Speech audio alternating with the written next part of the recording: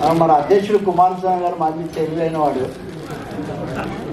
బాగా ఇవన్నీ కూడా అన్నీ చెప్పి క్లుప్తంగా జోడించాడు. అందుకని మిత్రులారా, ఈ సభ చూస్తుంటే ముగింపు సభలాగా లేదు, ప్రారంభ సభల్లో కూడా చాలామంది లేకుండా వెయిట్ చేసేటటువంటి పరిస్థితి ఉంటుంది. కాబట్టి ఈ సాహిత్య సమ్మేళనం జయప్రదం అయిందా లేదా అనడానికి ఈ సభలో ఇప్పుడు మనం ఇంతమందిని ప్రత్యక్షంగా కూర్చొని మాట్లాడటమే ఓ పెద్ద నిదర్శనం అని చెప్పి నేను భావిస్తున్నాను. ఇది బహుశా మీలో చాలామంది ఏకీభవిస్తారేమో. రెండోది, ఒక గొప్ప సాంప్రదాయాన్ని మనము భోజనాలు చేసేటప్పుడు మనకు భోజనాలు వీటి అన్నిటితో పాటు అక్కడ గోడ మీద బొమ్మలు ఉన్నాయి మన బుర్రలకు పదును పెట్టడానికి. తెలుగు పురోగామి సంస్కృతి వైతాళికులు అక్షర యోధులు అని మాగ్నేని బసవపున్నయ్య విజ్ఞాన కేంద్రం చేస్తున్న పని ఏంటి? ఆ పురోగామి సంస్కృతి, ఆ చారిత్రక వారసత్వం ముందుకు తీసుకోవడం అని అనుకుంటే ఆ పురోగామి సంస్కృతిని కాలం వరకు తీసుకోవడానికి ఒక పెద్ద ఆలోచన ఈ 2 రోజుల పాటు జరిగిందనే విషయం స్పష్టమవుతుంది. ఒకవైపు ఉర్రూతలకు కవనాలు, ఒకవైపు ఉరికించు యుద్ధభేరీలు, ఒకవైపు శృంగారములకు నాట్యాలు, నవరసాలు లిఖించు నగరానికి వచ్చామన్నట్టుగా నవరసాలతో చర్చలు, సమావేశాలు, అనేక పుస్తకావిష్కరణలు ఒక రకమైనవి కాదు. దాదాపు ఎంత క్రమశిక్షణగా జరిగి ఉండకపోతే షెడ్యూల్ ప్రకారం ఇంతమంది ఇన్ని చోట్ల నుంచి పాల్గొన్న ఇన్ని కార్యక్రమాలు దాదాపు 5 గంటలకు ఖచ్చితంగా పూర్తి అవుతున్నాయి అంటే ఎంత శ్రద్ధాశక్తులతో పాల్గొని ఉండాలి ఈ సభలో. సభికులు వాళ్ళకి విషయాల మీద ఎంత ఆసక్తి ఉండాలి. ఇవన్నీ కూడా తహతహ అర్జ్ టు డూ, ఏదో ఒకటి చెయ్యాలి. ఇప్పుడు ఎందుకు రాస్తున్నామంటే చెప్పలేరేమో, కానీ ఏదైనా సరే రాయాలి అనేటటువంటి కాంక్ష చాలా బలంగా ఉందని 2 రోజులు జరిగినటువంటి సమావేశం మనకు స్పష్టం చేస్తుంది. చాలా సభలు గతంలో కూడా జరిపాము. ముఖ్యంగా సాహిత్యశాలను గుర్తు చేసుకోవాలి. గతసారి సాహిత్యశాల జరిపినప్పుడు చాలామంది మనతో లేరు.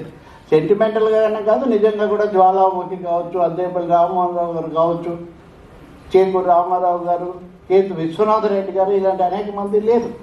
రాజపాలెం గారు ఇప్పుడు అదే ఇందాక మురళాడినాడు, వేదిక మీద దిగ్గజాలు ఉన్నారంటే దిగ్గజంలో దిగ్గజాలు అనదగిన వాళ్ళు ఇద్దరు. ఒకరు రాజపాలెం గారి విషయంలో ఇంకేం లేదు, కాదర్ మొయిద్దీన్ కూడా మనం ఆ జాబితాలో చేరిస్తే మిత్రులరా, దిగ్గజాల దగ్గర నుంచి నవయువత వరకు ఈ సభలో పాల్గొనడం ద్వారా ఈ సభల యొక్క ప్రధానమైన సంకల్పం నెరవేరిందని మనం భావించవచ్చు. అయితే ప్రతిదీ గొప్ప పనులకు ప్రారంభమే కానీ ముగింపు ఉండదు అంటారు.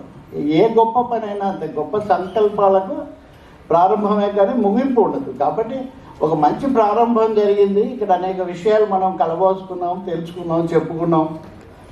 రెండవది, ఒక కొత్త నమూనా కూడా సృష్టించబడింది.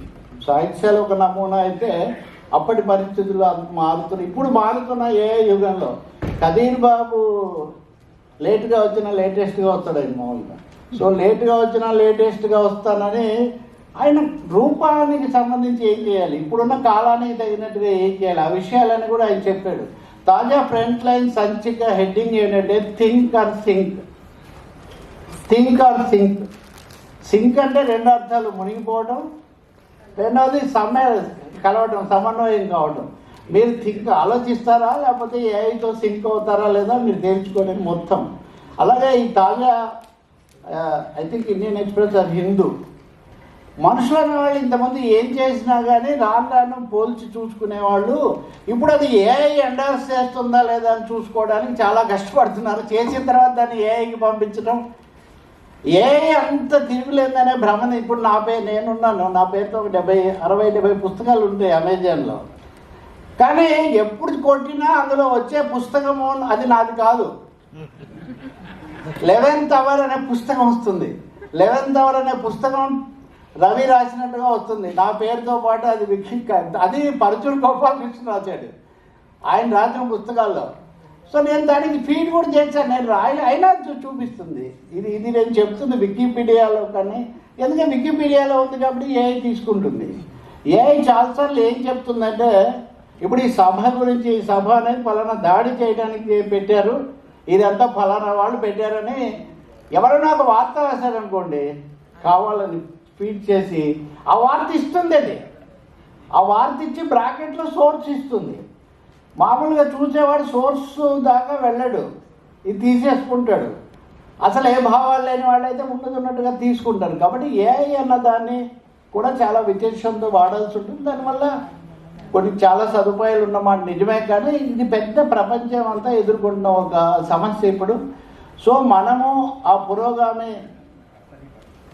సంస్కృతి యోధుల దగ్గర నుంచి ఇప్పుడున్న ఏఐ యుగం వరకు స్థూలంగా వీటన్నిటిని సృష్టించాం. రాబోయే రోజుల్లో వీటన్నిటిని మరింత వివరంగా విశదంగా వికేంద్రీకరణతో ఎక్కడికక్కడ కూడా చర్చించే విధంగా కూడా మనం చేయవలసి ఉంటుంది. దానికి నేను అదే మొదట్లోనే మధుగారితో అన్నాను, ఇది ఒక కార్యక్రమం కాదు, ఇది ఒక కాన్సెప్ట్. ఇదొక కాన్సెప్ట్ విస్తృతమైనటువంటి పద్ధతుల్లో తీసుకొని వచ్చి ఎక్కడికక్కడ మనం పెడుతూ వెళ్తే ఇది తప్పకుండా జయప్రదం అవుతుంది. ఆ తర్వాత ఇది ఉత్తరోత్తర పాఠశాలలకు విద్యా సంస్థలకు కూడా అనేక రూపాల్లో తీసుకోవచ్చు. మొదలు పెట్టడమే మన చేతిలో ఉంటుంది. ఆ తర్వాత వెంటనే దానికి అనేక నమూనాలు అనేక మంది తీసుకోవడం అది కూడా జరగాలని మనం కోరుకుంటాం. ఇదేదో దీనికి పేటెంట్ రైట్ ఉండాలి, ఇంకెవరు చేయకూడదు అనే ప్రశ్న కూడా కాదు. శర్మ గారు చెప్పినట్టు అందరూ చేయడంతో పాటు ఈ కొత్త నమూనాను, కొత్త అంటే ప్రతి కొత్తలో కొంత పాత కూడా ఉంటుంది. ఈ మిశ్రమం తెలియని వాళ్ళే పాత పాత పాత అని చెప్తుంటారు. కొత్త పాతల మేలు కలయిక అన్నట్టు. కాబట్టి మిత్రులారా, ఈ రెండవ సభలో ఇంత క్రమశిక్షణగా, ఇంత దీక్షగా, ఒక్క చిన్న అవాంతరం కూడా లేదు, ఒక్క చిన్న విర్యాదు కూడా లేదు, ఒక్క చిన్న సమస్య కూడా లేదు. నిజంగా మనం బసవపుణ్య విజ్ఞాన కేంద్రం వాళ్ళకి చెప్పాలి, వాళ్ళు కేవలం ఏదో భోజనం పెట్టి పంపించడం కాదు, వసతితో సహా ముందుగా ఫారాలు తెప్పించి మరీ చేశారు. సో సాహిత్య సభలు బాగా జయప్రదంగా జరగాలంటే వాటికి పక్కా ఏర్పాట్లు, సన్నాహాలు, దానికి సంబంధించిన ప్రణాళిక ఉండాలి అనే ఒక ఇది కూడా మనకు ఈ 2 రోజుల ఈ సాహిత్య సమ్మేళనం మనకు ఇస్తుంది.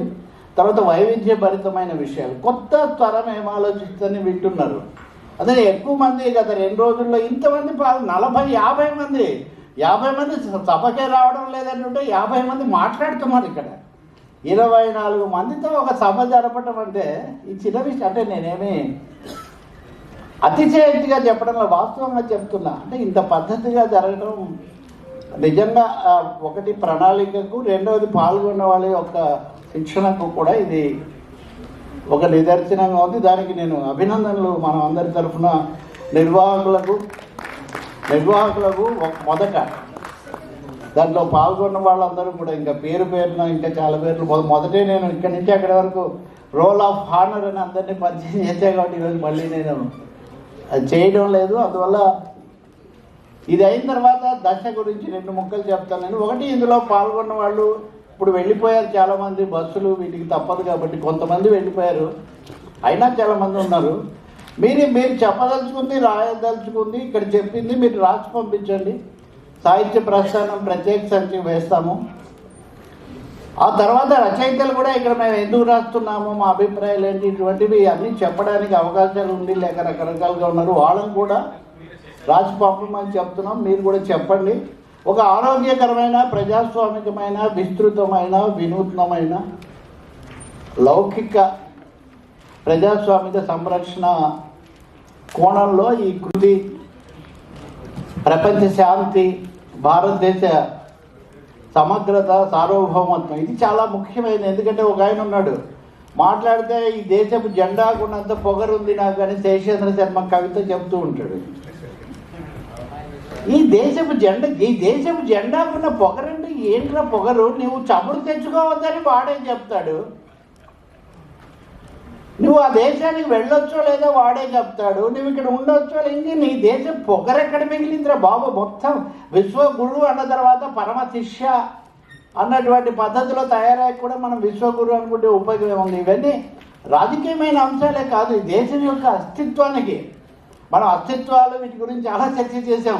అసలు దేశం యొక్క అస్తిత్వానికి సంబంధించిన ఇంత పెద్ద సమస్య మన ముందు ఉన్నప్పుడు వాటి గురించి ఆలోచించాల్సిన అవసరం ఉంది. సాహిత్య చర్చల్లో మనం ఫ్రమ్ లోకల్ టు గ్లోకల్ అని వాళ్ళు అంటున్నట్టుగా ఈ అంశాలు కూడా మేళవించి తీసుకువెళ్లాల్సిన అవసరం చాలా ఎక్కువగా ఉంది. ప్రజాశక్తి కథలు మొదట్లో ప్రచురించినప్పుడు దాంట్లో శెట్టి ఈశ్వరరావు రాసిన బాంబులు పడ్డనాడు, విశాఖపట్నంలో బాంబులు పడిన రోజు ఏంటో ఆ కథ దాంట్లో ఉంటుంది 2వ సంపుటంలో. సో ఇలాంటి అంశాలని రాబోయే రోజుల్లో విస్తృతంగా తీసుకెళ్ళడం, తెలుగు భాష గురించి కూడా చెప్పడం, అలాగే ప్రజా కళారూపాలు, ప్రజా నాట్య మండలి, తర్వాత మహిళా సంఘాలు అనేక రూపాల్లో సామాజిక న్యాయం కోసం, ఇప్పుడు అస్తిత్వ అనేదా సామాజిక న్యాయమా, దానికి ఆ రూపంలో అది వ్యక్తం అవుతుంది. కాబట్టి సామాజిక న్యాయం కోసం జరిగేది, మహిళలకు సంబంధించిన అంశాలు ఇవన్నీ మేళవించి రాబోయే రోజుల్లో మనం ముందుకు వెళ్దాం. బహుశా ఈ సదస్సు యొక్క ఒక అతిపెద్ద విజయం ప్రశ్న అనే పదాన్ని ఓ పెద్ద విస్ఫోటనం రూపంలో తీసుకొని వచ్చింది. దీని ప్రశ్న అనే దాన్ని రకరకాలుగా చేస్తున్నప్పుడు ప్రశ్నిస్తాము, మేము ప్రశ్నించడాన్ని ఎవరు ప్రశ్నిస్తే మేము సహించము అనే ఒక పెద్ద సందేశం ఈరోజు మీరు పత్రికల్లో చూస్తే కూడా దానికే ఇది వచ్చింది. కాబట్టి ప్రశ్నను మళ్ళీ పునరుద్ధరించడం ఒక పెద్ద విజయంగా మనం భావిస్తూ ఈ ప్రస్థానం, సాహిత్య ప్రస్థానం ద్వారా ఈ రచనలు వీటన్నిటిని కూడా మనం కొనసాగిద్దాం. వివిధ చోట్ల పెట్టినప్పుడు అక్కడ స్థానిక పరిస్థితులను బట్టి ప్రణాళికలు వేసుకుంటూ ముందుకు పోదాం. దీంట్లో పాల్గొన్నందుకు మీకు అందరికీ కూడా సాహితీ స్రవంతి తరఫున, మురళి గారు ఇందాకే విజ్ఞాన కేంద్రం తరఫున కూడా చెప్పారు. ఇవి నిజమైన విజ్ఞాన కేంద్రాలుగా విలసిల్లడంలో సాహిత్యానికి ఒక అవిభాజ్యమైన భాగం ఉంటుందనేది రాబోయే రోజుల్లో మరింతగా మనం తెలుసుకుంటామని చెప్పి నేను ఆశిస్తూ ఇంతసేపు ఓపికగా ఉన్నందుకు మీకు ధన్యవాదాలు.